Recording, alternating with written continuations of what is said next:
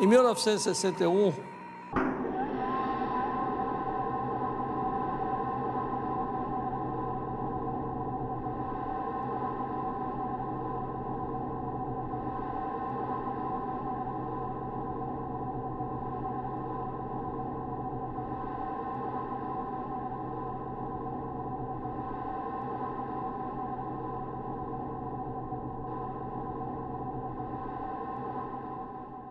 Primeiro de abril de 1964. O fato que eu testemunhei, que eu estava no Palácio das Laranjeiras, quando ele pediu a ligação para o Cruel, a Mauri Cruel, né? E eu não ouvi o que o Cruel respondia, mas eu vi que ele dizia: não vou fazer declaração anticomunista, eu quero a lealdade total, né? Não tem sob condição. Foi, quer dizer, uma espécie de divisão, né? Porque se o Cruel tivesse apoiado mesmo o Jango, ele não teria caído, não. A segurança do Palácio do Laranjeira já não havia mais, né? E eu vi realmente gente tinha o lenço branco no pescoço, gente do Lacerda, né? Gente da reação, andando quase que livremente pelos jardins do palácio. Aí nós pegamos o carro e rumo a Brasília, né? Paramos na saída do Palácio da Laranjeira, aí vem aqueles militar com espada na mão e os outros com metralhadora, mandando parar o carro. O primeiro era do Jango, o Carlar e Riff. O meu era o segundo, o carro. Também tivemos que descer as janelas do carro, né? Era tudo apontado para nós. Eu digo, puxa vida, vai ser uma execução aqui em massa. Aí esse militar reconheceu o Jango e disse: deixa esses vagabundos fugirem.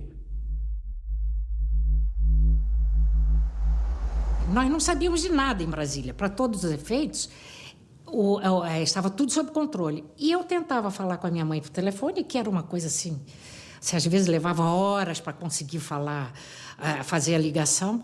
E a minha mãe dizia assim: mas Iracema, aqui está todo mundo na rua festejando, dizendo que o Jango caiu. Eu disse: não é verdade, mamãe, isso é ilusão. E eu tentando convencer a minha mãe de uma outra realidade. Antes que o presidente tenha saído, o Tancredo diz a ele: Jango, você saiu do Rio e não fez uma declaração ao país.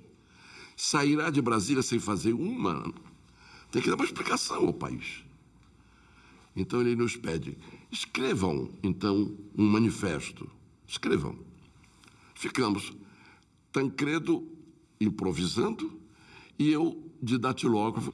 Foi o último pronunciamento político do Jango em Brasília. Numa noite em que forças reacionárias desencadeiam, mais uma vez, o golpe contra as instituições democráticas e contra a libertação econômica da pátria, reafirmo a minha inabalável decisão de defender esse mesmo povo contra as arremetidas da prepotência e da pressão do poder econômico. João Goulart. Deviam ser, talvez, 7 da noite, 6 da tarde, quando o presidente vai para o aeroporto para fazer a viagem a Porto Alegre. Aí, 2 horas, espera, não saía mais o avião. Aí o Jango se pacientou e saiu, porque pretextavam falta de uma peça desse avião, né? Aí ele achou que o negócio estava ameaçado realmente de ser preso nessa ocasião do próprio aeroporto militar de Brasília. E meu pai então entrou no avião e falou para ele: Jango, esse avião está sabotado. Você venha para o meu que eu te levo a Porto Alegre. O Tancredo, naquela saída, diz assim: saiu daqui angustiado, porque, curiosamente, faz 10 anos, anote, 64, 54, Faz 10 anos que eu assisti à última reunião presidida pelo presidente Getúlio Vargas. Naquela madrugada mesmo, Getúlio se suicida. Eu me pergunto, terei assistido pela última vez o presidente, terei estado com o presidente João Goulart pela última vez como presidente da República? Ele saiu do Palácio do Planalto dizendo: não quero a luta entre irmãos. Mas durante o voo para Porto Alegre, o presidente sentou-se ao meu lado e me perguntou: o que você acha dessa situação? Eu assistia muitas das reuniões do presidente, poucas eram as que eu não podia comparecer, e nós tínhamos uma grande intimidade política, não pessoal, familiar, não tínhamos. Era uma intimidade política. E eu fazia questão de manter nesses termos as nossas relações, e ele também não era um homem muito chegado a esse tipo de relacionamento social e tal. Ele me perguntou o que eu achava e eu disse a ele: presidente, eu vou lhe dar a minha opinião com toda a sinceridade. Se o senhor chegar em Porto Alegre e o Rio Grande estiver unido em torno do senhor vai ter que resistir.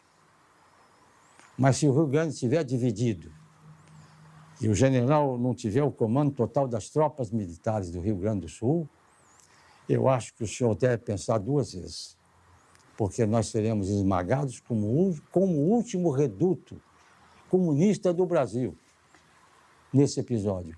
O que é uma inverdade, o que vai passar uma imagem que não é a verdadeira do seu governo e da nossa atuação na vida política.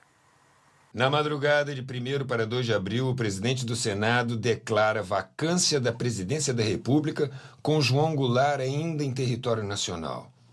Esse golpe já estava preparado desde o início de março. Se resistência houvesse, Auro de Moura Andrade transferiria o Congresso Nacional. Neste momento, afirmei ao presidente que considerava a situação favorável a uma resistência e que pedira, entretanto, aos meus demais camaradas generais que, com integral franqueza, lhes expusessem as suas impressões pessoais.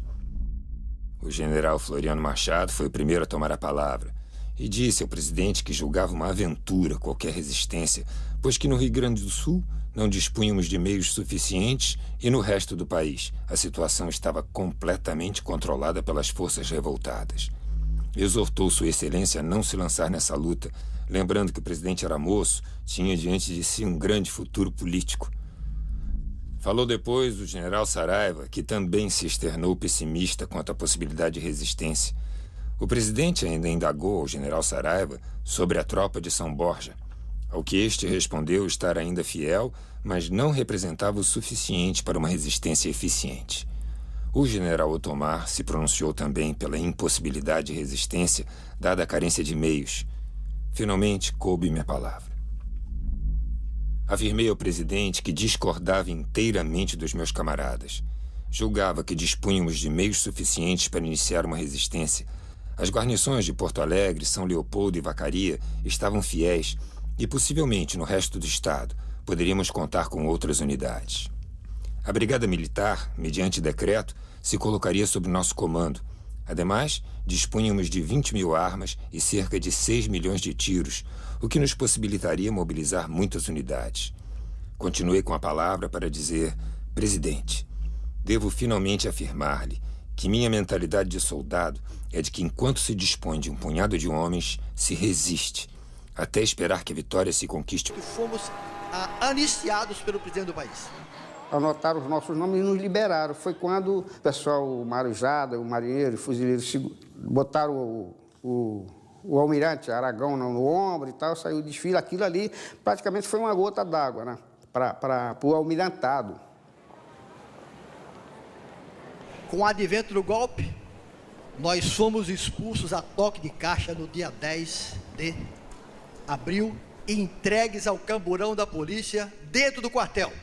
E nos jogaram no porão do navio Ari Parreiras, que estava adernado, sem nenhum componente, beliche, nada, e ficamos ali 30 dias, dormindo do casco do navio e comendo uma vez por dia. Dali fomos tirados e fomos levados para a Ilha das Flores. Dali nós saímos, fomos para o porão do navio Custódio de Melo, terceira coberta, ficamos ali, e dali, depois de 7 meses de prisão, saímos e íamos receber a primeira visita, porque os nossos familiares não sabíamos que estávamos vivos. E eu quero dizer que eu tenho toda a honra de ser fuzileiro naval. Papai foi sendo muito visado. Ele, no governo João Goulart, cogitaram de nomeá-lo comandante do cruzador Barroso. E os oficiais que eram contrários a essa nomeação foram a Brasília dizer que papai era comunista, que não podia ser nomeado comandante do cruzador Barroso, porque, imagina, um comunista comandando um cruzador era o Potemkin. Era uma coisa inadmissível naquela época. Ele foi chefe de gabinete do último ministro da Marinha do presidente João Goulart, o almirante Paulo Mário, o único negro que foi ministro da Marinha do Brasil.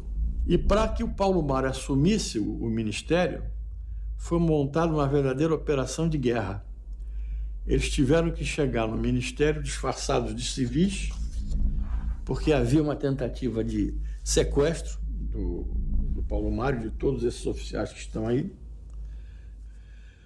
Naquela semana que antecedeu o golpe, havia uma agitação muito grande na cidade, principalmente no meio militar. E eu não desgrudava do rádio. E o repórter lá, o jornalista,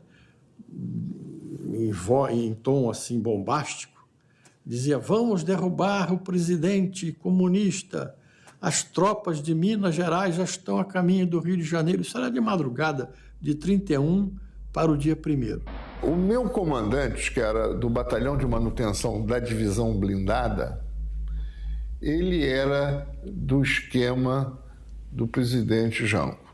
E houve uma prontidão no batalhão, que inclusive estava preparando um destacamento.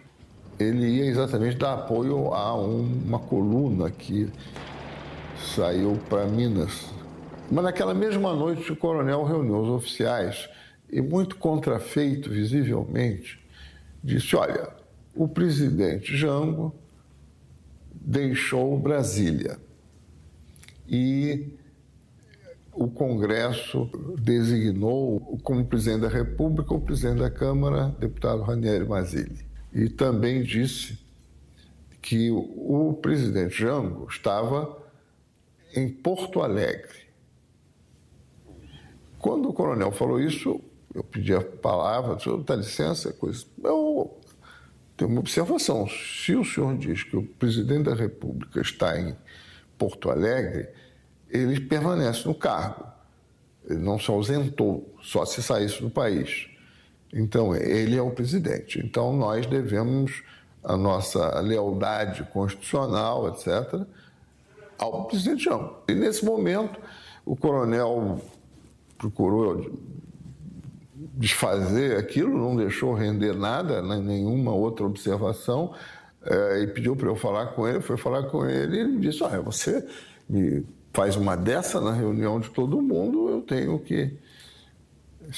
simbolicamente me desarmou, me tirou do comando lá do pelotão. Em seguida, pouco tempo depois, ele me chamou de novo, dizendo que me deu a entender que talvez houvesse uma resistência, alguma coisa, mas não houve.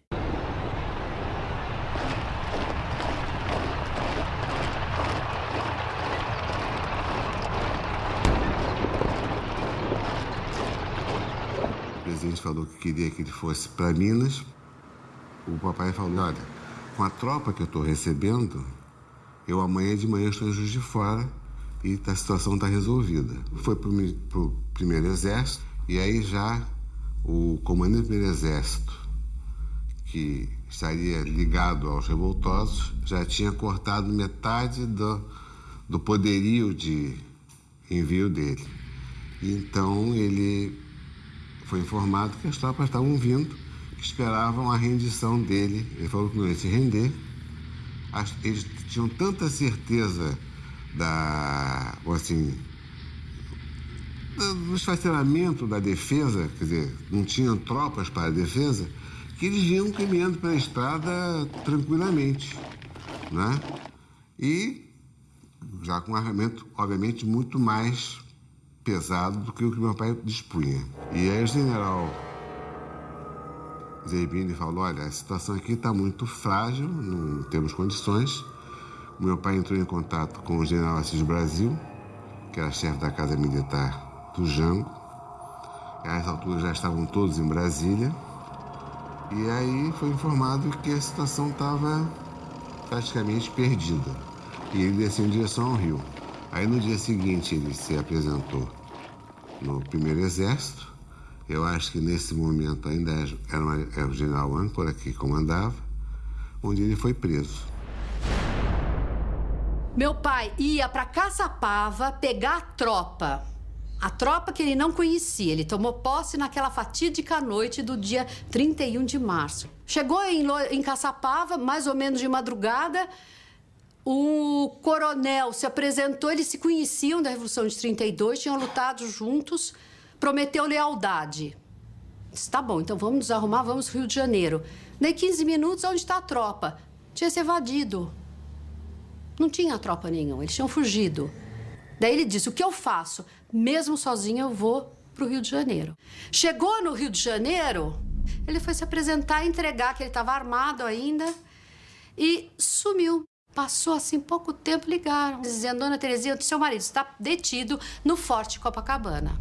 Na manhã do dia 1º, o coronel Raul Carnaúba sabia que eu estava contra o golpe e me pediu para ir ao Palácio Laranjeiras, entrar em contato com a presidência, com o presidente, ou com quem estivesse da Casa Militar, para saber o que fazer, o que o regimento poderia fazer, porque o golpe estava em pleno andamento. E dali eu assumisse o comando do Ministério da Guarda do Ministério do Exército. E chegando no palácio, o presidente já tinha ido embora. Tinha ido embora e soube que o grupo do Lacerda estava reunido no Palácio Guanabara, mas ali eu não tinha mais o que fazer, porque se o presidente tinha abdicado. Fui para o Ministério do Exército, assumi o comando da Guarda. Eu recebo a visita de 3 sargentos, um deles não falou nada, mas 2 vieram me comunicar que ia acontecer um massacre de estudantes ali no Caco. Me explicou que chegou uma tropa de civis e paramilitares, é claro, a paisana, com metralhadoras e revólveres de Kombi, e agora eles estavam cercando a faculdade e os estudantes se recolheram para a universidade. Eu imediatamente peguei o que eu dispunha de tropa e resolvi ir lá. Quando eu cheguei no Campo Santana, o povo gritava, ainda gritava, o exército é do povo, junto com os estudantes, queremos armas, queremos armas. Aquilo me impressionou muito, porque, na verdade, o exército estava ali para reprimi-los e não... criou-se uma ilusão. Era povo mesmo, aquele pessoal que vai para a Central do Brasil, que circula por ali, não era nada assim programado. Quando eu cheguei no Caco, a cena era a seguinte, esse grupo paramilitar apontava as armas para a porta da faculdade e já tinham jogado um pouquinho antes gás lacrimogêneo, que é pelas janelas, porque quebraram as janelas e jogaram gás lá dentro, esperando os estudantes saírem. Eu alertei que eles se retirassem da região, que era uma região nossa, que eu ia entrar na faculdade. Eles não me atenderam. E aí houve uma escaramuça e eles acabaram fugindo. Entrei com os meus subordinados, arrombamos a porta e a cena foi uma cena que a gente não esquece, né? Caídos nas escadas, estudantes sufocados. Voltei para o Ministério do Exército, para a minha função. Eu cheguei ali, fui imediatamente preso e já tinha ido um tenente da guarda ali da Casa da Mãe, já tinha ido lá dizer que eu cheguei atirando nas forças que queriam... os golpistas, que eles achavam que eram as forças restauradoras da democracia e tal, e contra o comunismo, aquelas bobagens, né? Aí o coronel Aragão, depois general Aragão, estava me esperando, ele me conhecia, era de cavalaria também, E eles me prenderam imediatamente e me colocaram numa lancha, me levaram a Forte São João numa lancha, inicialmente para Santa Cruz, e depois eu fui para o isolamento.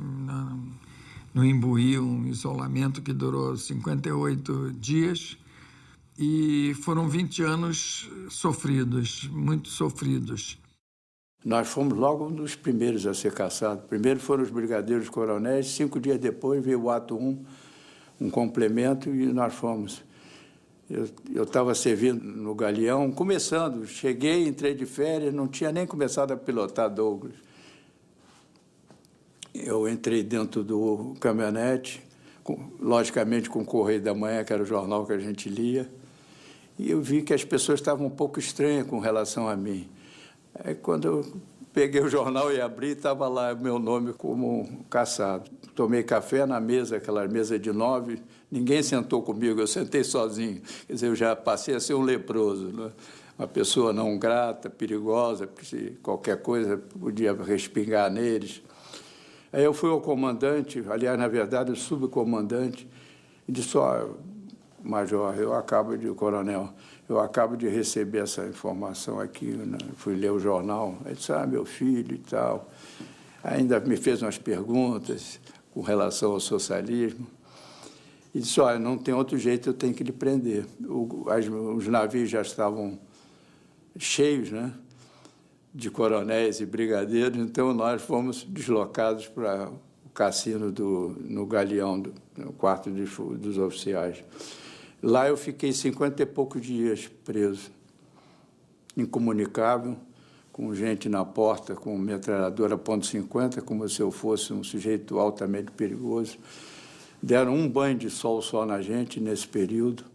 Quando eu cheguei ao QG, o brigadeiro Teixeira estava saindo do comando. Ele disse: olha, Rui, a vila roeu a rapadura. Foi essa a palavra dele. Eu disse: o que houve? A vila roeu a rapadura. Já está tudo acabado e nós vamos agora falar com o ministro Botelho. E o Botelho, ele nos recebeu muito emocionado e disse: olha, eu não dou ordem sem estar alguém para dar ordem em cima de mim, que seria o presidente da República. Eu não vou dar ordem para vocês, mas vou dizer o que é que eu vou fazer. Eu vou esperar o outro ministro entregar. E vocês vão para suas bases, vão para suas unidades, e quando chegar o substituto, entrega. Ok? Ok. E quando nós estávamos jantando, veio o capitão Hartz, Hugo Hartz. Virou-se para mim e disse: Coronel Rui, nós estamos com esse avião C-54, o quadrimotor. Estamos com 20 sargentos aí dentro. Tem algum armamento que nós tiramos aqui no paiol de armamentos aqui da base. E vamos para onde foi o presidente João Goulart. Quando cheguei na base, reuni a base no cinema e disse: acabou a prontidão. Eu vim de lá e contei exatamente o que o ministro disse. Eu não quero entregar a base. Eu quero passar o comando da base como eu recebi. Eu não vou sair daqui escorraçado. E esses caras, eu sei que está toda a base cercada. Se eu for entregar a base assim, desse jeito, é melhor eu não ficar vivo. E passei o comando com a base toda cercada às 9 horas. Peguei o carro e vim embora. Me apresentei o Teixeira, ele estava me esperando. Ele e o Estado-Maior, o chefe do Estado-Maior dele, fomos os três ao ministro Melo.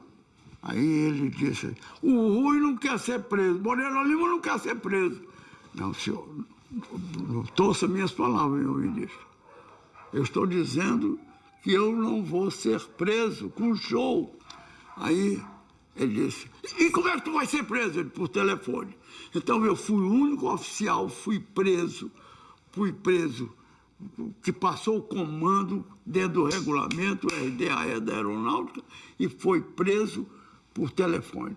O chefe de Estado-Maior dele, Baena, era o brigadeiro Baena: ô, Moreira Lima, dá um pulinho aqui, eu posso levar a cueca, o aparelho de barba, pasta, escova e tal, muda de roupa. O riso assim meio bobo. Aí eu fui para lá e fui preso. Foi, logo no ato, no primeiro ato, né? No número, ele já foi, aí já foi passado para a reserva, foi preso no navio, né? Ele foi para o navio, ele e outros militares, né? De vez em quando eles traziam para a terra os presos para receberem visita das famílias, né? De forma que de vez em quando eu tinha contato com ele, assim. E eu recebi um telefonema em casa onde eu morava, em Copacabana, um telefonema para me apresentar preso a tantas horas na embarcação que ia nos levar para Santa Cruz. E, calmo e serenamente, convencendo que eles iam encontrar lá, como encontrei muitos amigos, ia encontrar um documento, um elemento de força onde eu podia ser alguma coisa. Eu era um militar que estava integrado no Exército, na Força Armada. Quer dizer, eu era um elemento espúrio dentro do Oitava e não chegado ainda a ser um elemento ligado às forças que resistiram, que fizeram força. Então, fui tranquilamente para a embarcação, montei, já encontrei 5 elementos lá, um é Pinto Guedes, eu encontrei 5 elementos lá dentro, tá, chegamos lá. Então, a ideia foi pacífica, de respeito àquele troço, sabendo, como sabia, e nunca tive pensamento ao contrário, que era um movimento anti-Brasil. O Kardec Leme foi quem propriamente me cooptou para eu ingressar no Partido Comunista. Eu passei a me entender que eu fazia parte de um coletivo militar vinculado às linhas do Partido Comunista Brasileiro. Sou preso em 1964, eu fardado ainda, preso naquela miscelânea de gente, quando, pela norma, um oficial deveria ser preso com uma certa distinção de coisa, né? É uma coisa discriminatória, mas é regulamentar. Eu já vinha sendo observado pelas minhas posições de conversa, porque naquele tempo, quem não era lacerdista era comunista. Quem era nacionalista era comunista. Ou, enfim, quem não era o que eles queriam era comunista. Não tinha meio termo. Então, eu era um comunista. E no dia 6 de abril, que foi numa segunda-feira, eu fui me apresentar. Não fui me apresentar no Ministério da Marinha. Não fui me apresentar antes, porque eu digo, agora vou passar, eu estava no trapo. Vou descansar em casa com minha família. E quando eu cheguei, nessa sexta-feira, dia 6, eu fui preso. Me levaram, eu fui para a diretoria do pessoal, de lá um colega já recebeu um telefonema, levantou-se, quando veio já veio armado. Ele montou preso, aí ele mandou que eu acompanhasse ele, me levou para a Escola de Guerra Naval, que funcionava no prédio, e depois se animar. E lá eu e o filho do almirante Suzano, Márcio Suzano, que já faleceu, fomos levados para o navio Princesa Leopoldina. Estiveram presos comigo no Princesa Leopoldina e a quem eu olhava com imenso respeito e com imensa reverência. Brigadeiro Teixeira, Joaquim Inácio, Moreira Lima. Eu, tenenteco, vendo aqueles brigadeiros e coronéis, enfim, coronéis e oficiais de alta patente presos comigo ali. Diziam que eu era comunista desde 62. Quem era comunista para os militares, dentro das Forças Armadas, eram os que combatiam a miséria, o atraso e a desigualdade. Esses eram os inimigos do Brasil. E eu fiquei incomunicável durante algum tempo, em 64. Depois me reuni com esse grupo no navio Princesa Leopoldina, que era o navio presídio. E lá estavam o Rui Moreira Lima e o Brigadeiro Teixeira, todos os militares das 3 forças. E aí eu percebi que eu estava do lado certo, né? Que eram pessoas realmente extraordinárias. Em 64, eu fui preso 10 minutos depois que mataram o coronel Alfeu. Quando eles saíram do Rio, eles falaram e os sargentos ouviram no avião que eles vieram. Nós vamos levar o Hipólito para segurar o Alcântara. O nome dele era Alfeu de Alcântara Monteiro. O tenente-coronel Alfeu de Alcântara Monteiro era um oficial legalista convicto. Em 61, impediu o bombardeio do Palácio Piratini por parte dos que queriam impedir a posse de João Goulart. Em 64, os golpistas vingaram-se do coronel Alfeu, executando com tiros dados a queima-roupa pelas costas. Já eram quase 8 horas. Entrou o Alfeu, uniforme completo, cap e tal. Mas que é isso, coronel? Vai alguma solenidade aí? Diz, não, chegaram os oficiais do Rio para assumir o comando. E então, agora é os oficiais superiores, eu vou subir. O gabinete estava semi-aberto, o Hipólito estava na frente e ele atirou no Alfeu, naquela situação. E o Alfeu de costa porque estava se apresentando para o... Aí ele atirou e depois de uma série de estampidos de arma possante, 2 tiros que eram do revólver 32 Alfeu. Quer dizer que eu reconstituí dessa forma pelo ouvido. Mas foi ali. O caso das mãos amarradas. Agosto, setembro de 64, começou a tomar vulto uma estrutura clandestina. Para reforçar essa estrutura clandestina, foi deslocado um grupo de sargentos excluídos do Rio de Janeiro. Eram 21 sargentos. E o Raimundo fazia parte desse grupo. Como era muito inquieto, foi distribuir panfletos ali próximo ao planetário, né? E prenderam. Foi denunciado por um civil que era esbirro da polícia. Então prenderam, levaram para o DOPS, maltrataram muito, levaram para a Ilha Presídio.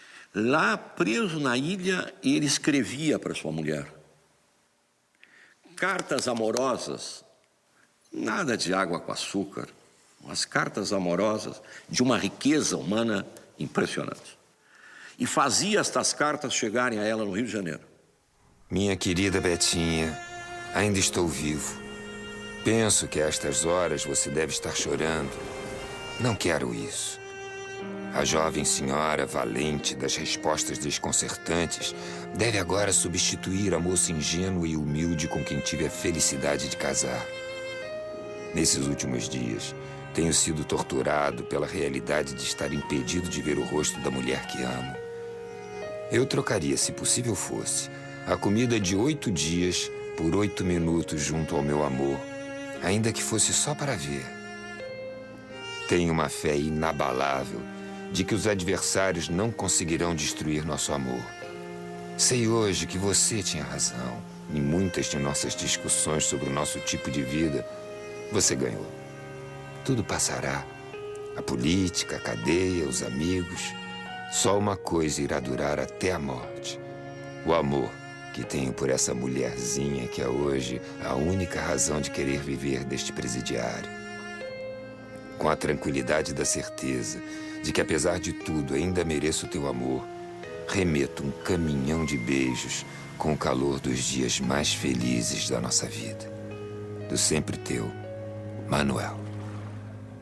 Um belo dia ele é retirado da ilha e desaparece. Fazem assinar um rol de libertação, devolução de pertences. Ele nunca delatou seus companheiros. Por isso morreu. Seu corpo apareceu boiando no rio Jacuí, com as mãos amarradas às costas com uma tira da própria camisa. Este é um militar brasileiro que deveria, sim, ser considerado um herói das Forças Armadas. O enterro de Manuel Raimundo Soares em Porto Alegre, em 66, foi algo impressionante. O cortejo que se formou, a ditadura levou um susto. Guerrilha de 3 passos. Nós nos reuníamos, conversávamos em Montevidéu. Um grupo mais próximo do Brizola, outro grupo mais próximo do Jango. O Jango fazia constantemente tratativas políticas. O Brizola queria uma ação. O Brizola tinha um espírito muito dos caudilhos do Rio Grande. Como eu disse, é um homem de ação. Então, quem queria uma resposta, vamos dizer, mais objetiva, mais prática, ficava mais ligado ao Brizola. Isso em março de 65 já. O Jefferson já estava organizando algo para dar uma resposta armada ao golpe. O plano original seria o seguinte: tomar o Rio Grande do Sul e aí o Jango voltaria, né? A ideia era devolver o poder presidencial ao presidente deposto. Chegaram no Paraná, tomaram lá a guarnição da polícia, uma guarnição do exército, foram numa rádio. Nisso, de 10, 15 homens que foram com ele conseguiu aumentar isso para mais uns 100, 80, 100 homens e foram embora. Foram cercados, então, na selva do Paraná, ali perto de Três Passos. Ficaram uma semana, 10 dias, trocando tiro, trocando bala e tal, e acabou que eles caíram, né? Eles foram presos mesmo, porque não tinha jeito. 50 mil homens, o exército mandou 10 mil homens. Só de paraquedista mandaram 1000 paraquedistas. Queriam dar 30 anos para ele, né, de pena. E aí, na época, a equipe do Dr. Sobral Pinto conseguiu reduzir para 10. Porque ficou provado que o pessoal do exército que morreu com as balas dele mesmo. Eles cercaram o grupo do meu pai e ficaram fazendo um fogo cruzado. Busca no exterior, ou Operação Pré-Condor. Jefferson Cardim de Alencar Osório se asila no México. Volta para Montevidéu.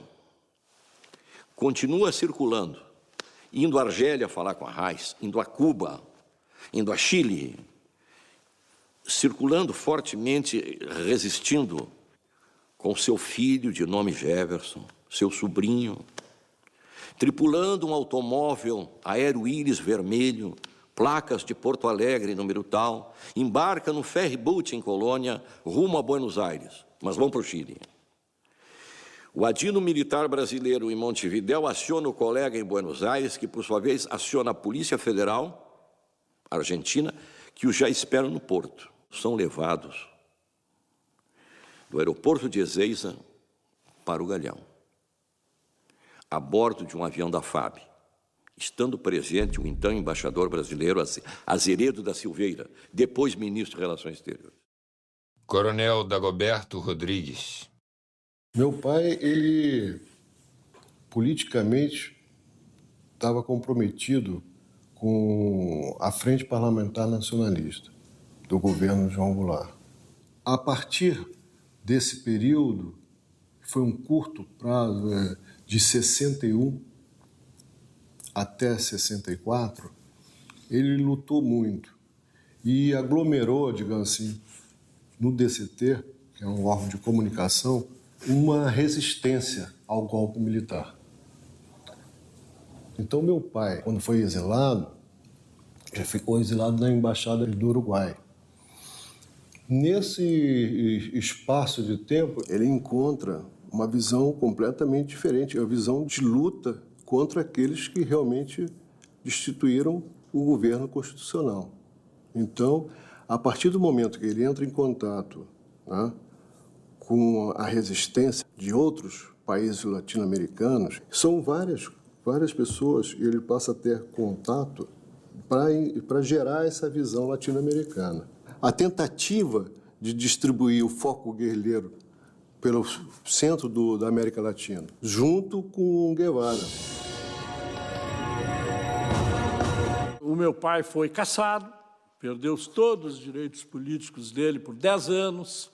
Ele foi banido da Força Aérea, né, por ato institucional. Sofreu tortura e preso no quartel da Polícia do Exército, no centro de Porto Alegre. Lamarck era tenente lá da PE, que é uma figura notória da resistência contra a ditadura militar.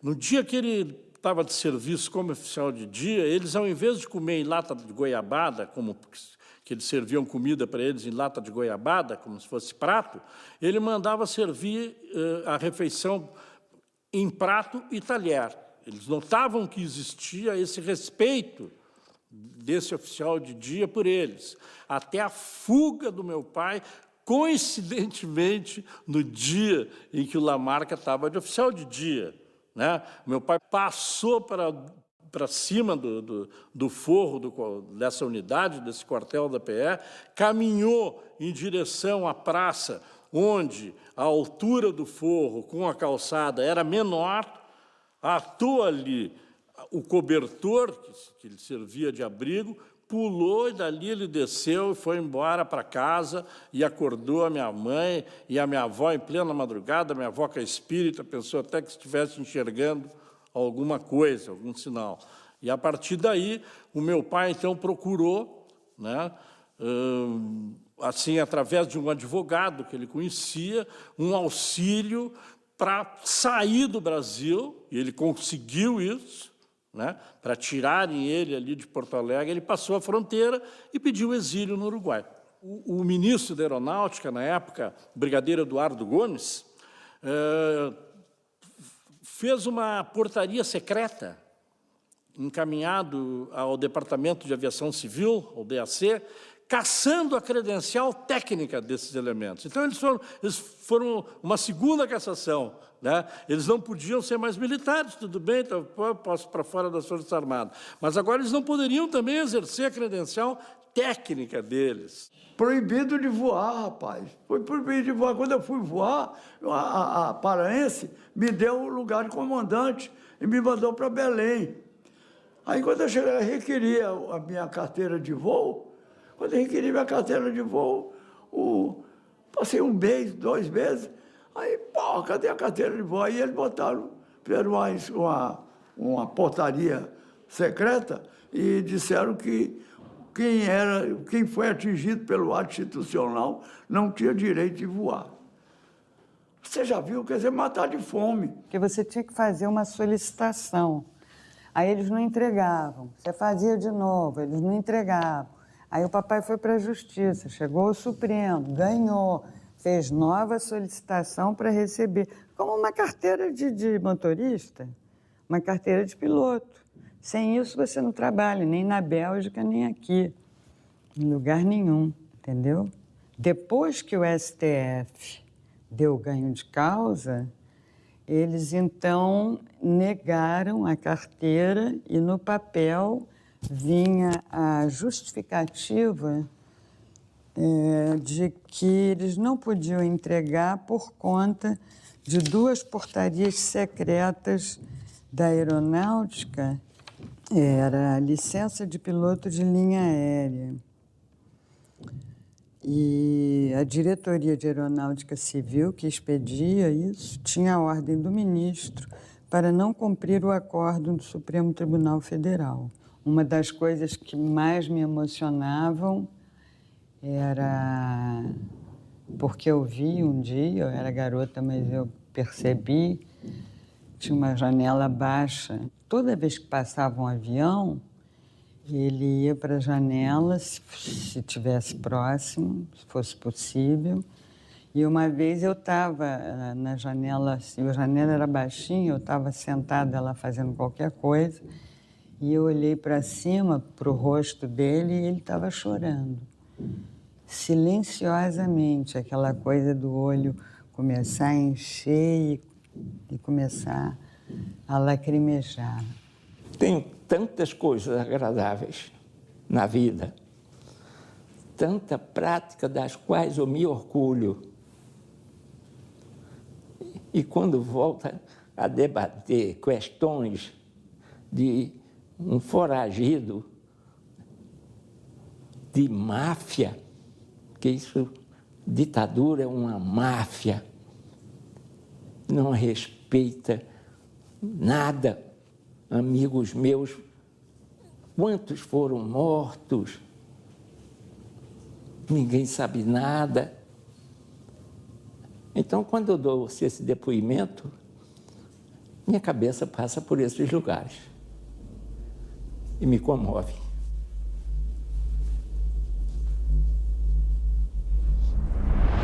Respeitei sempre um tal de FEB, né? Ex-combatente, né? E minha família toda de militar, coisa e tal, ex-combatente, ex-combatente, né? Os heróis brasileiros, né? Os caras que combateram o nazismo, né? Os grandes heróis da pátria, né? Aí, pô, e entre esses heróis brasileiros, né? Tinham dois assim que sempre me falaram alto, um por proximidade, vamos assim dizer, até familiar, porque eu e os filhos dele fomos muitos amigos, que é o Coronel Kardec Leme, né? E outro é que era um mito para mim, que era o Rui Moreira Lima, né? E vem a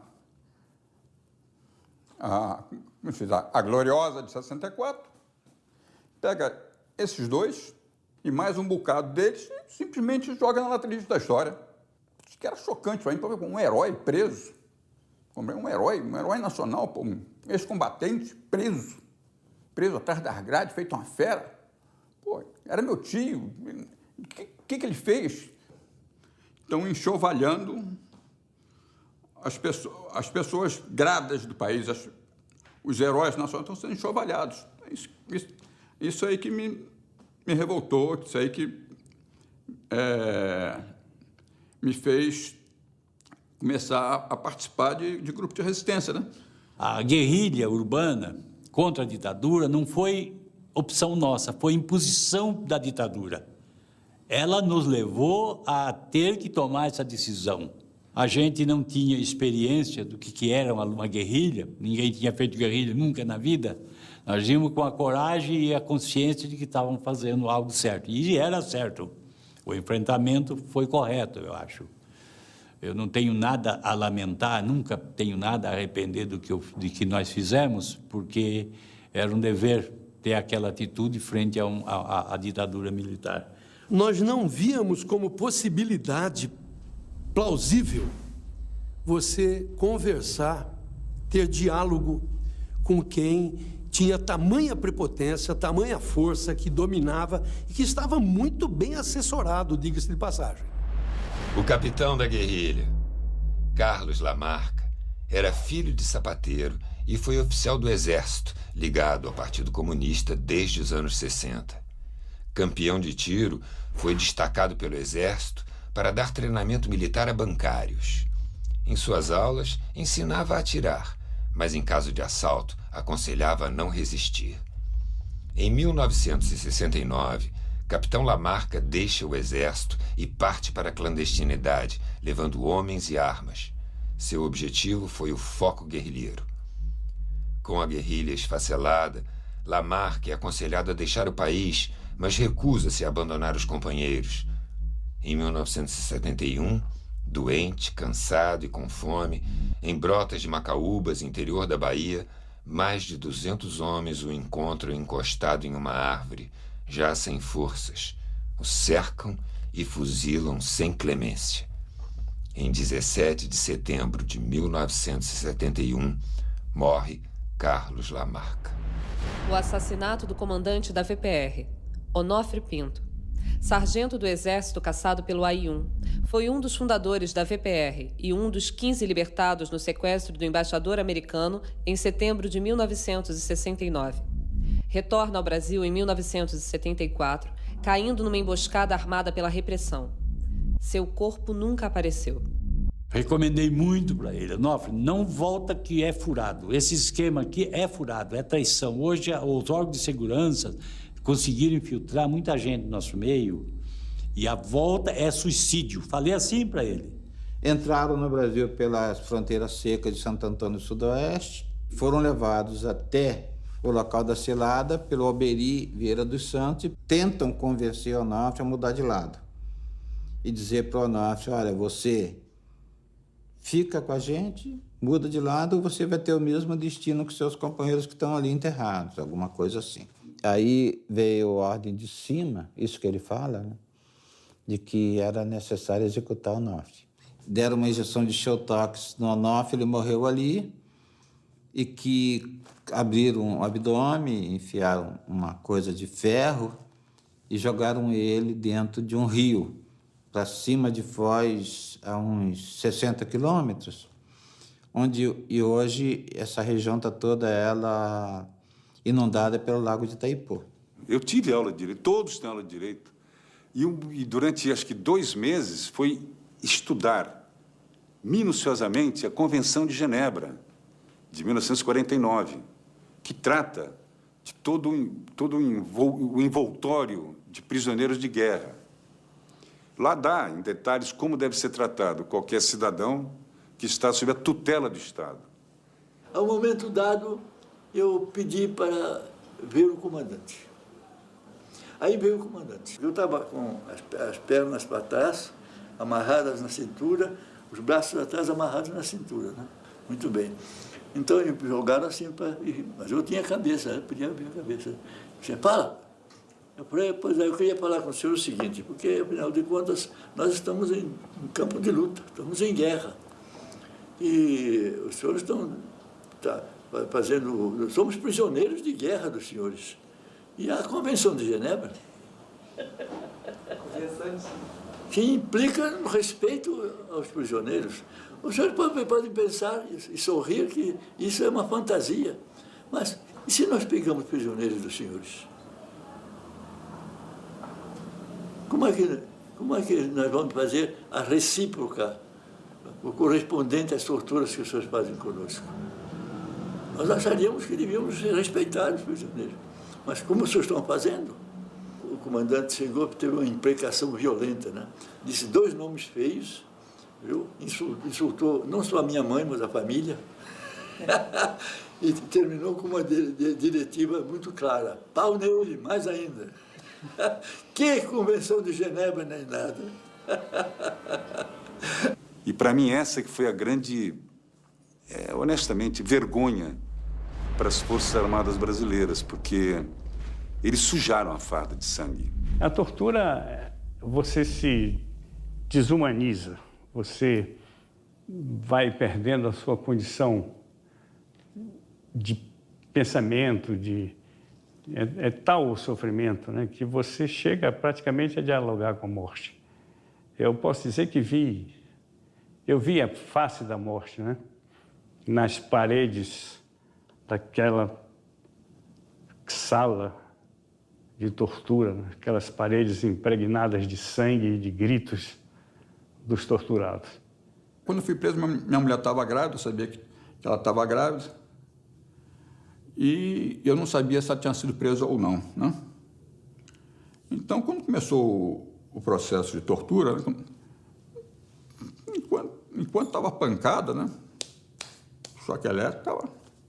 Vamos ver, né? Era novo. Conforme os próprios torturadores falavam, esse garoto tem caixa boa. O garoto tem caixa boa, que assim, tem um físico bom, né? Resiste bem. O garoto tem caixa boa. Então, enquanto eu tinha caixa boa, eles não iam ter muitas oportunidades, não, né? O camarada veio e começou a falar da minha mulher, coisa e tal. Ele sentiu que eu tremi. Ele sentiu que eu tremi, Aí ele veio, o camarada veio assim, e descreveu, vamos dizer assim, fisiologicamente, quase cientificamente, como é que ele ia fazê-la abortar com as mãos. Entendeu? Vou enfiar a mão, eu falei, eu vou arrancar o filho lá. E como eu já vinha sentindo na carne, né, do que eles eram capazes, né, em momento nenhum passou pela minha cabeça que eles não seriam capazes ou que eles não iriam fazer isso, né? Então, isso é uma coisa que me enfraqueceu muito, né? Me enfraqueceu muito, assim, psicologicamente, né? São 3 gerações combatendo a ditadura.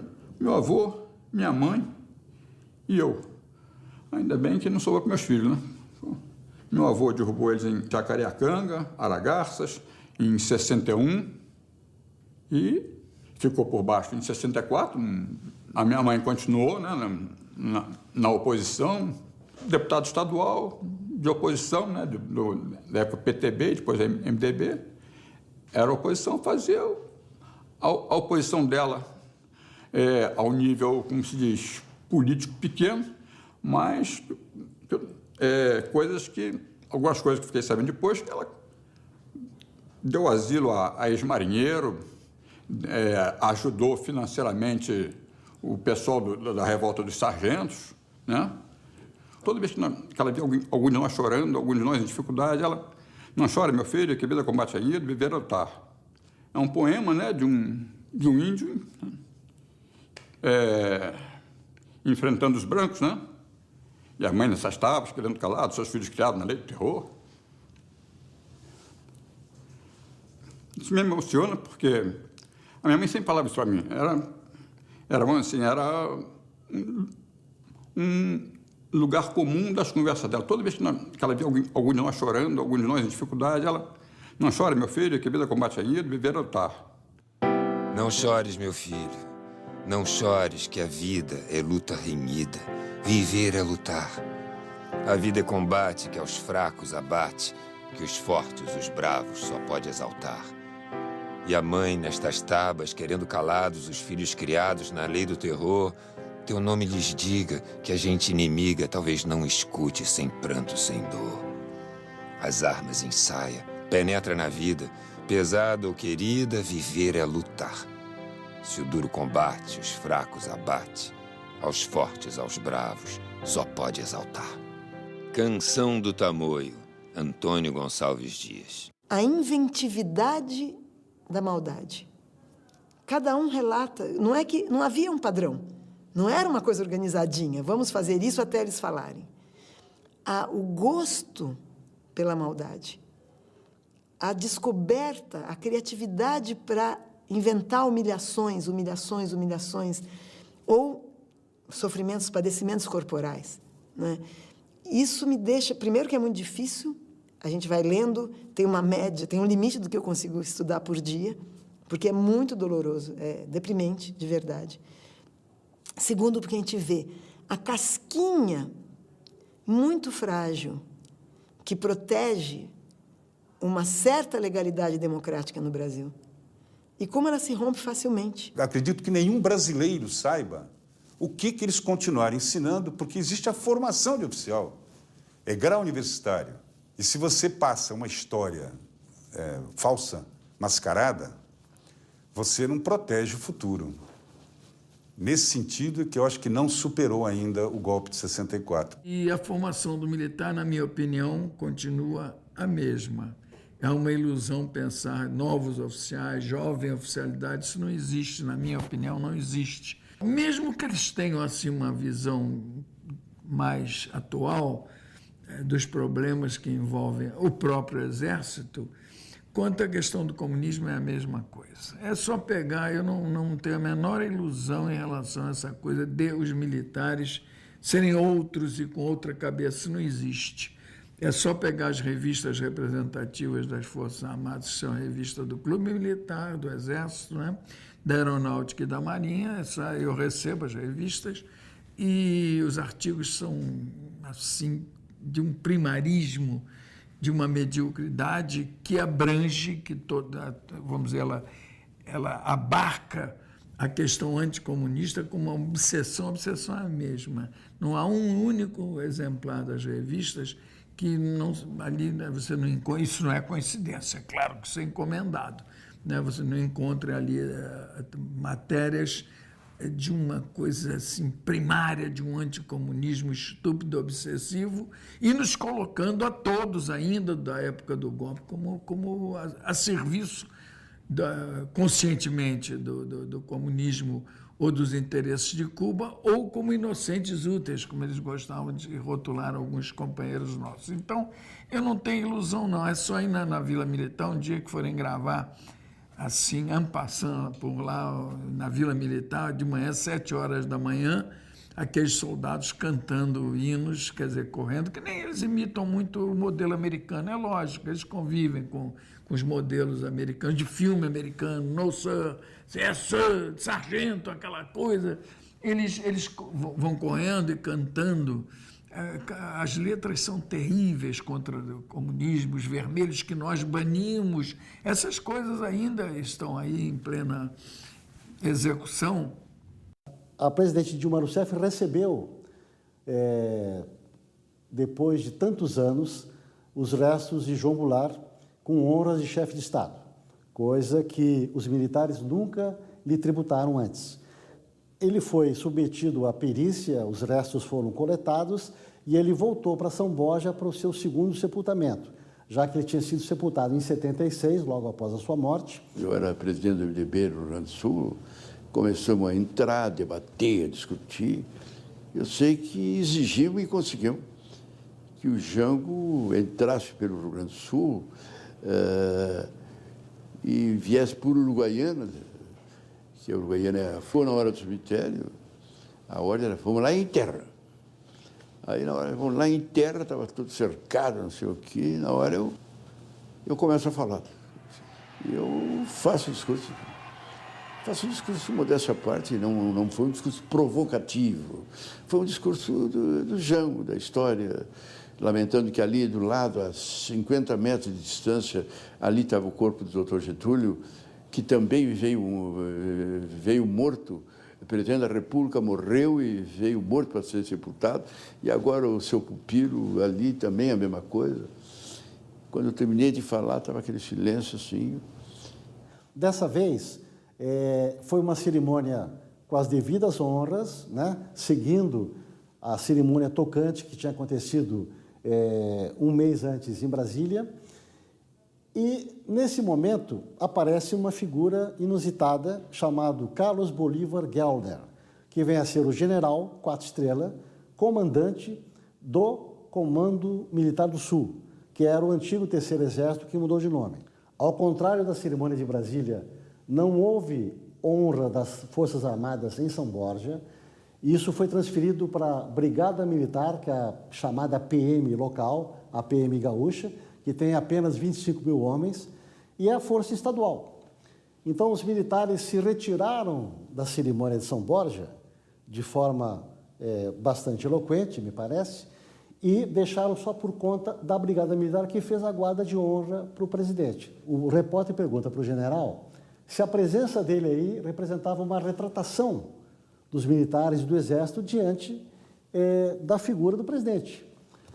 E, surpreendentemente, destoando do clima afetivo, do clima emotivo que cercava o segundo sepultamento do Jango, o general sai de coturno para cima do repórter, dizendo, não há retratação nenhuma, não há nenhum erro a reparar.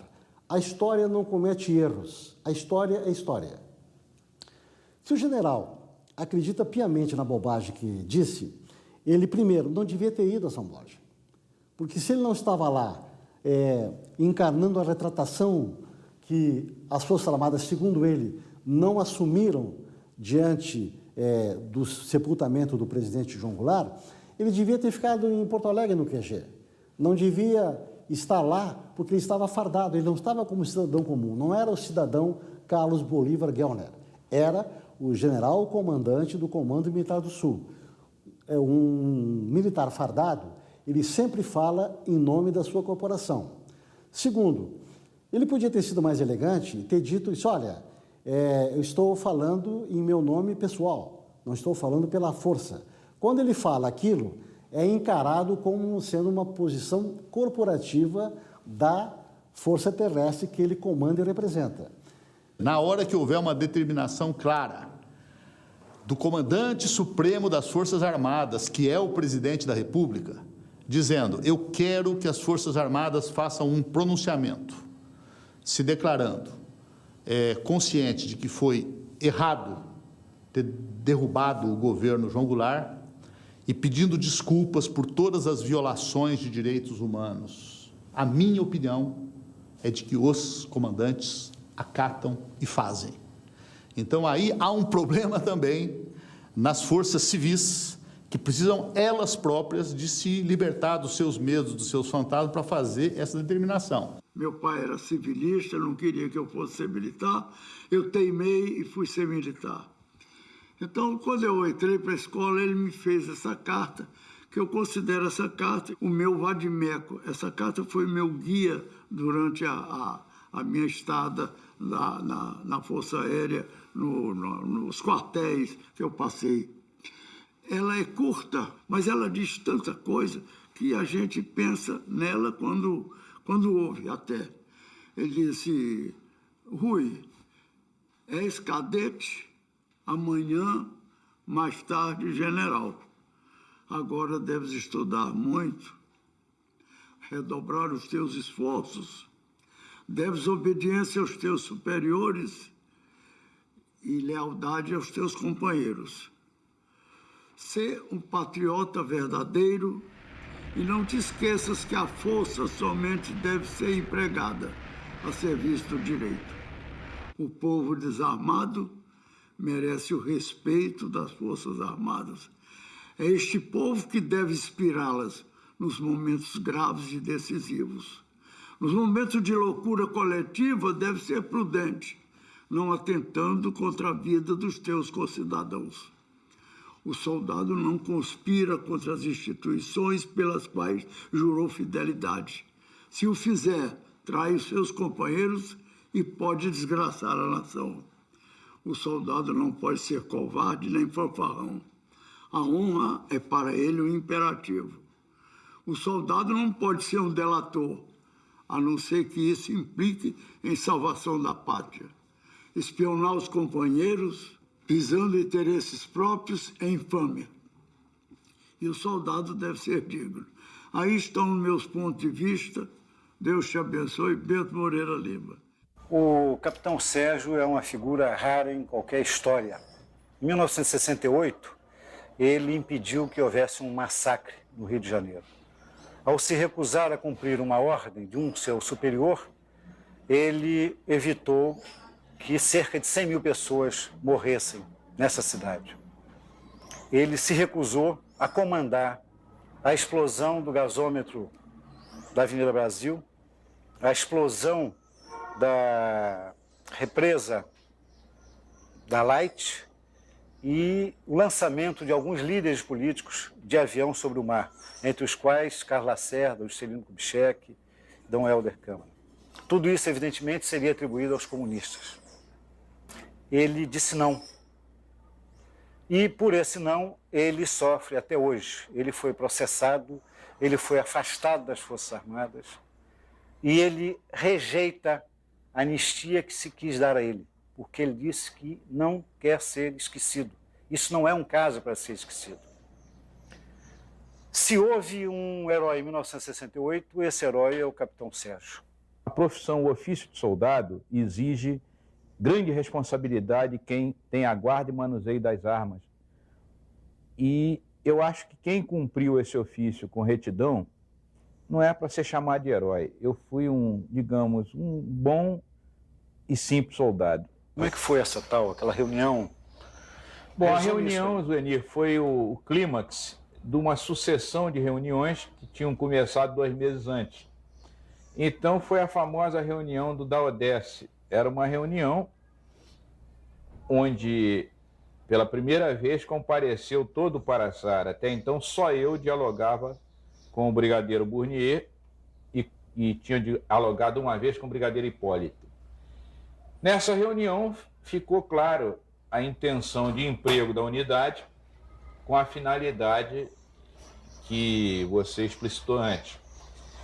E, no caso, após a reunião, que teve aquele desfecho dramático, quando eu disse não, que foi surpreendente para o brigadeiro Burnier, apesar dele saber meu ponto de vista, ele esperava que eu fraquejasse. A proposta foi exatamente qual? Qual é a ordem que ele queria te dar? Não havia uma ordem assim sintética.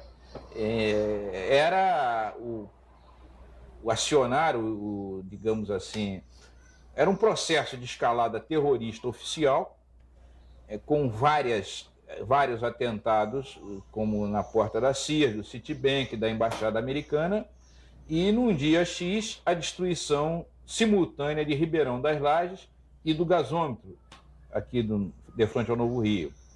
Isso tudo, a opinião pública seria preparada para uma ação ostensiva dos chamados comunistas.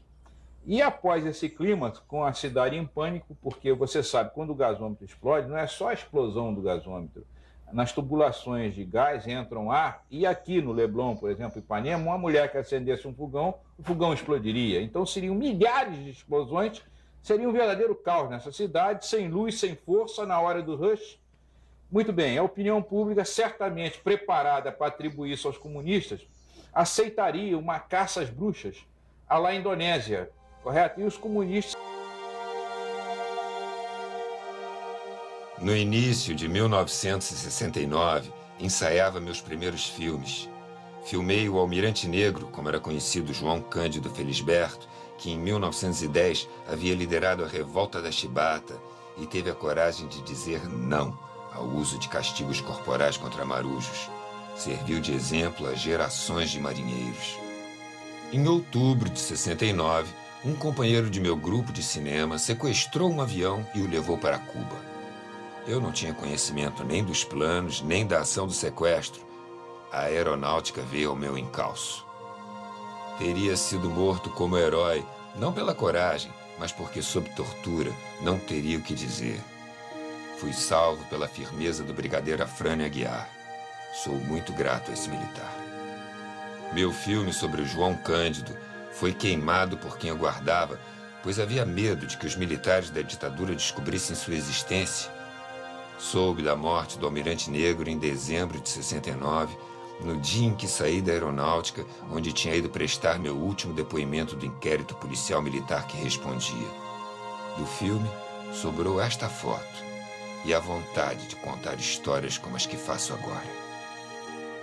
Neste filme, militares que disseram não, homenageio os que honraram a farda e o juramento que fizeram, o de servir a nação. A todos os militares que disseram não, esta é a minha homenagem.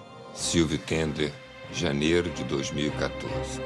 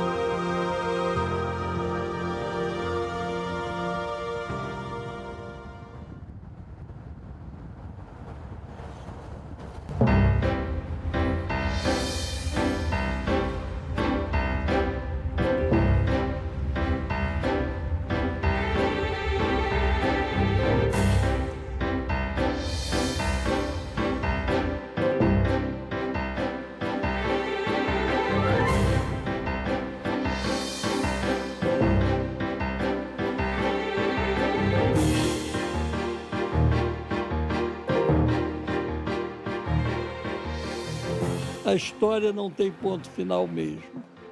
O filme estava pronto quando soube que o primeiro fuzileiro naval a depor a arma e o capacete e aderir à reunião dos marinheiros do Sindicato de Metalúrgicos em 64, estava vivendo em sua cidade de origem, São Rafael, no Rio Grande do Norte, a 200 quilômetros de Natal. Fui para lá e no caminho vi milhares de hectares de terra cercados pelos latifúndios, despovoados e sem plantações. Me lembrei do presidente João Goulart, pois uma de suas últimas medidas teria sido desapropriar terras não cultivadas ao longo das rodovias. há 50 anos esse problema poderia ter sido resolvido.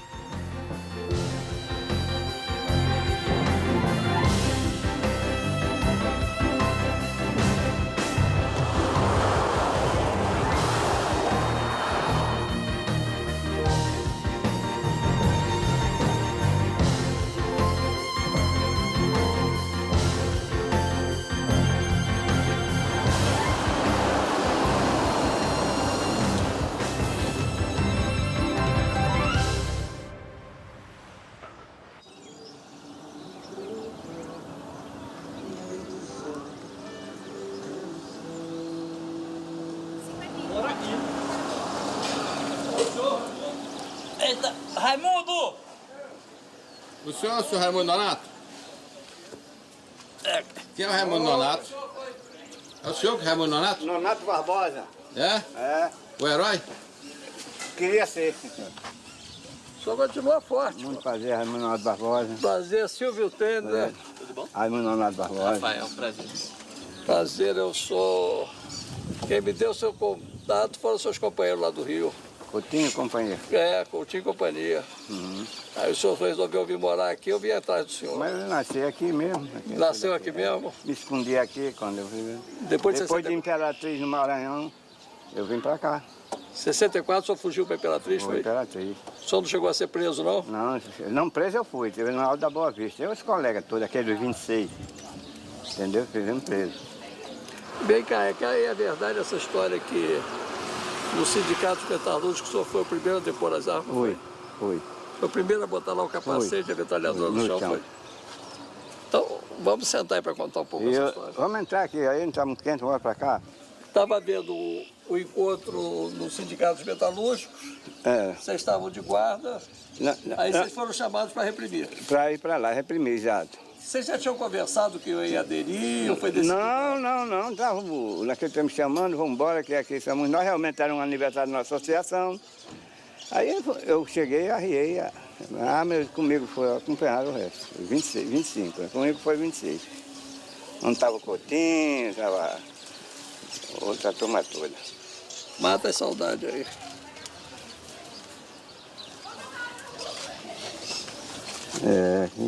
Isso mesmo.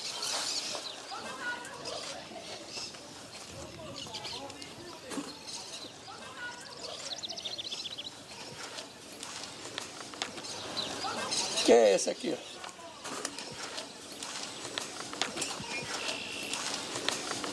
Esse eu não conheço, não. De Maria, esse pessoal não conhece, não. Já ouviu falar em João Cândido? Já. É ele. Aquele da Revolução de não sei quando, né? De 1910. Eu tenho um livro dele aí. Você tem o livro dele? O outro de baixo é ele também. Não, camisa. Já estou nu de camisa. Mandaram botar a camisa aí, ó. Não tem nada de ficar sem camisa, não. Esse é negócio de comunista mesmo, viu? Tem que estar no meio. Tem um medo danado. Ela tem medo de comunista? Essa turma aqui, a minha família toda de falar nisso, vai ter um medo danado. Eu digo, não é bicho, não. E o senhor é comunista até hoje? Eu sou. Até hoje? Eu sou. De partido, não? Não tenho partido, não.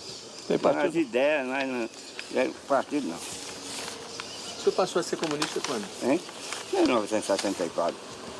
Cheguei a São Rafael e encontrei o fuzileiro Raimundo Nonato Barbosa vivendo com sua sobrinha e família.